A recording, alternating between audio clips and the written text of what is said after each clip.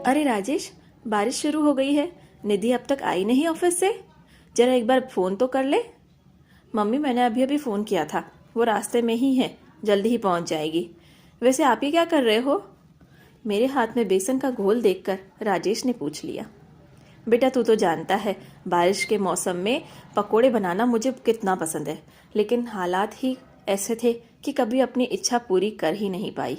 बस इसीलिए जब से बहू के मॉड्यूलर किचन की कमान संभाली है, तब से बारिश आने पर पकोड़े जरूर बनाती हूँ। बस वही बना रही हूँ।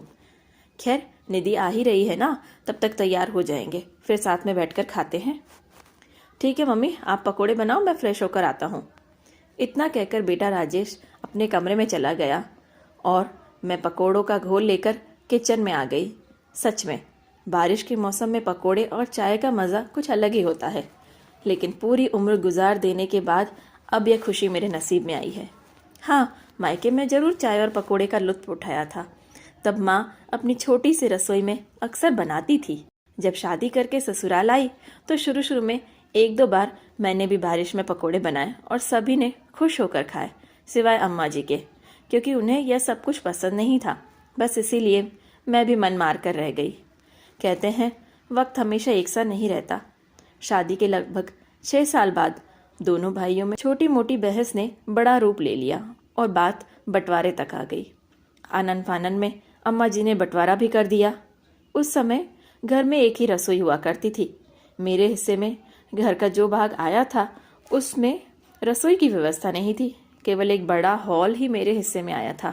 उसी में खाना पीना, पकाना और सोना सब काम होता था। बाकी सब तो ठीक था, लेकिन खाना पकाना मेरे लिए एक मुश्किल भरा काम हो गया था, क्योंकि अगर कमरे में खाना पकाती हूँ तो चूल्हे का धुआं पूरे कमरे में भर जाता था और सांस लेना भी मुश्किल हो जाता था। इसीलिए सोचा कि बाहर बरामदे में ही खाना बना लूं, लेकिन खुले में सारा सामान नहीं रख सकती थी। जब जब खाना बनाती पूरा ज़रूरी सामान बाहर लेकर आती, फिर वापस अपने कमरे में जाकर रख देती। कभी कोई सामान लेकर आना भूल जाती तो कभी कुछ भूल जाती, लेकिन फिर भी जैसे तैसे काम चल रहा था। बारिश के मौसम में पकोड़े बनाने और खाने की इच्छा तब भी मेरे मन में थी, लेकिन यूँ खुले में पकोड़े बनाना मेरे लिए मुमकिन कहाँ था। और मिट्टी का चूल्हा भीग जाता था तो मुसीबत अलग। बारिश में तो खाना बनाने के लिए भी मुझे बारिश के रुकने का इंतज़ार करना पड़ता था। गर्मियों में पसीने से तरबतर हो जाती थी और ठंड के मौसम में खुले में बहुत सर्दी लगती थी। कई बार राजेश के पापा से कहा भी था मैंने, लेकिन हालात ऐसे थे कि वह चाह कर भी कुछ नहीं कर पाते थे। यूँ खुले में खाना बनाते हुए कभी बच्चों की बॉल आकर मेरे बने बनाए खाने में गिर जाती, तो कभी छत पर से किसी के कपड़े उड़कर सीधा मेरे खाने में गिर जाते। एक बार तो उड़ते हुए कबूतर ने बीट कर दी। ऊपर से बारिश का मौसम, जैसे तैसे खाना बनाया था वह भी बर्बाद हो गया। बहुत रोई थी मैं उस दिन। तब राजेश के पापा ने टीन शेड लगवा दिया ताकि कम से कम थोड़ा बचाव तो हो जाए।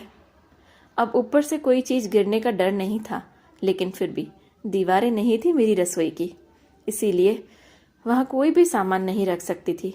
बार बार सामान कमरे में लाकर रखती, फिर अगले पहर खाना बनाते समय वापस अपने उस बिना दीवार के किचन में ले आती।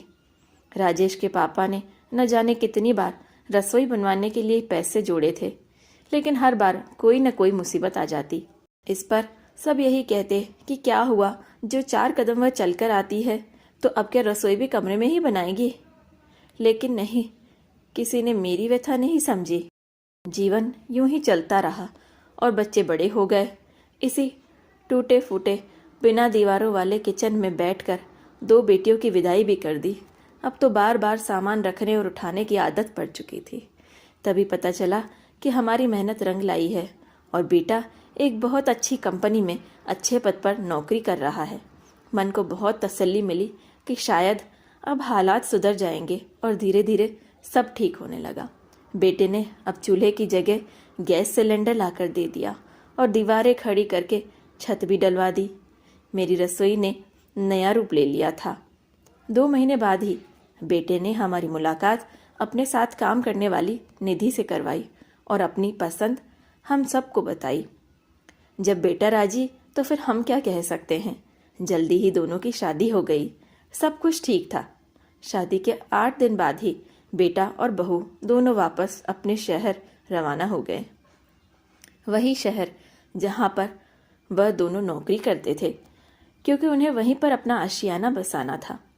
यहाँ पर रह गए तो हम पति पत्नी और हमारी रसोई, जो अब पहले से थोड़ी बेहतर हो गई थी। बच्चों को गए हुए 2 ही महीने हुए थे कि अचानक निधि ने हमें अपने शहर बुलाया। मना करने पर जिद करने लगी। आखिर हम दोनों पति पत्नी ने अपना सामान पैक किया और पहुंच गए बेटे बहू के पास। वहां जाकर पता चला कि दोनों ने मिलकर एक छोटा सा घर लिया है और सबसे पहले उसमें एक बहुत ही खूबसूरत रसोई बनाई है, जहां पर सारी सुख सुविधाएं थी। और निधि की यह जिद थी कि इस घर का गृह प्रवेश हम दोनों पति पत्नी करें।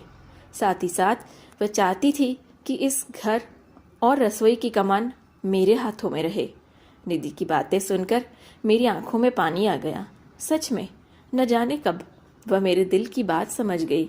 वह समझ गई कि मेरे लिए रसोई क्या मायने रखती है। हम पति पत्नी इस नए शहर में अपने बेटे के साथ ही रहने लगे। दोनों नौकरी पेशा हैं, इसीलिए जहाँ तक हो सके मैं उनकी गैर मौजूदगी में पूरा घर संभाल लेती हूँ। निधि मेरी मदद करने की हर संभव कोशिश करती है। हमेशा कहती है, मम्मी जी ये रसोई आपकी है, यह सारी सुविधाएं आपके लिए हैं। आपने उम्र भर एक ढंग की रसोई के बिना न जाने किन किन मुश्किलों से सबको खाना बनाकर खिलाया है। कितनी इच्छाएं ऐसी होंगी जो आप पूरी नहीं कर पाई होंगी, लेकिन अब ऐसा नहीं होगा। कुछ भी चाहिए आप बनाइए, खाइए, और आपकी बेटी आपकी हर इच्छा पूरी करने के लिए तैयार है। बस एक बार कहकर तो देखिए। बेटा, एक औरत की जिंदगी में खाना बनाना और खाना खाने के बाद सबके चेहरों पर आने वाली संतुष्टि बहुत मायने रखती है। तुमने मुझे बहुत बड़ी खुशी दी है और मुझे कुछ भी नहीं चाहिए। तो दोस्तों, कैसी लगी आपको मेरे इस मॉड्यूलर किचन की खूबसूरत कहानी? कमेंट करके ज़रूर बताइएगा। और इसी तरीके की बेहतरीन कहानियाँ पढ़ने और सुनने के लिए हमारा चैनल ज़रूर सब्सक्राइब कीजिएगा। धन्यवाद।